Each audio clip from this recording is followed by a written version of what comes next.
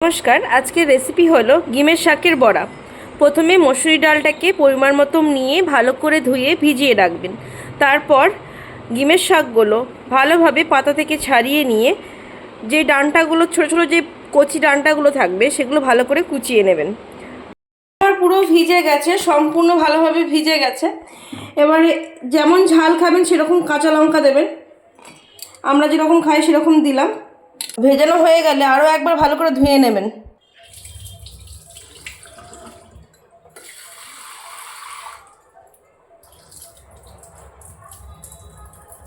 এবার আমি ডালগুলোকে ছেঁকে ছেঁকে জল থেকে ছেঁকে একদম দিয়ে দেবো।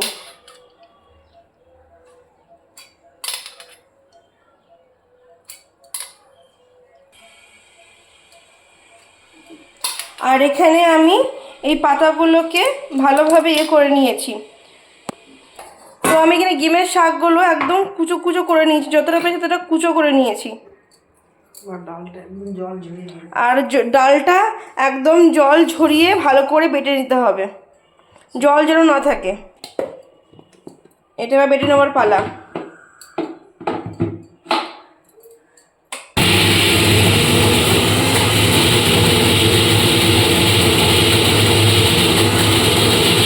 দেখুন মসুরির ডালটা একদম ভালোভাবে বাটা হয়ে গেছে। আমি এবার এক এক করে এখান থেকে দিয়ে দেবো।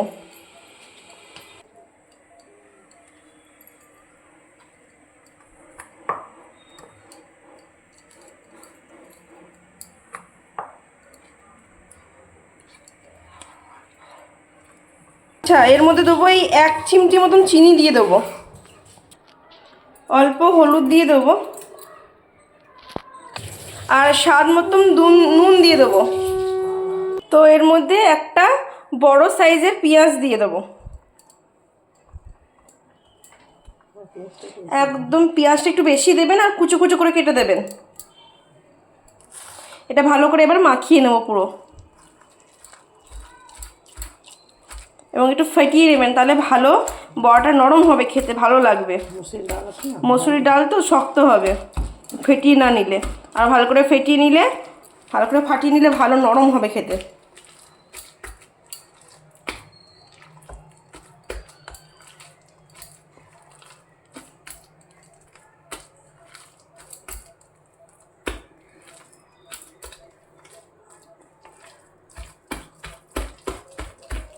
দেখুন ভালোভাবে ফেটিয়ে নিচ্ছে।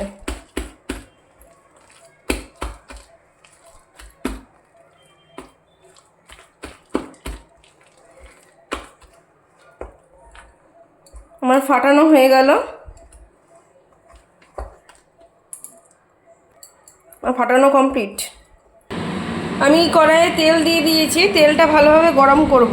ফ্লেমটা একটু বাড়িয়ে রাখবো, ফ্লেম বাড়িয়ে ভালো করে কড়াইয়ে তেলটা গরম করে নিতে হবে।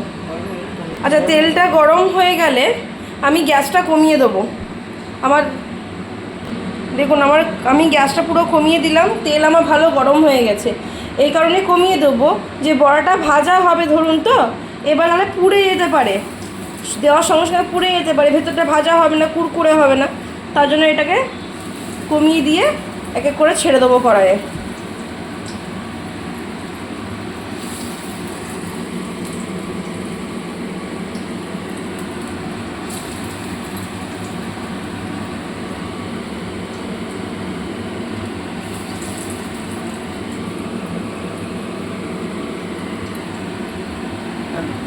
আচ্ছা, আমার এক সাইডটা ভাজা হয়ে গেছে, এবার উল্টাবো, উল্টে পাল্টে ভালোভাবে ভাজবো।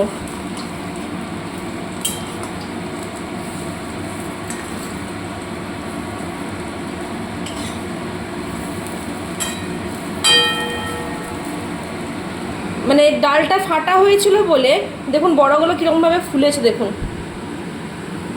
আমার ক্যামেরা, দেখুন প্রতিটা ফুলে উঠেছে, বুঝতে পারছেন এটা? দেখুন সবগুলো ভালোভাবে ফুলে গেছে। তো দেখুন আমার ভাজা হয়ে গেছে, এবার নামিয়ে নেবো এক এক করে।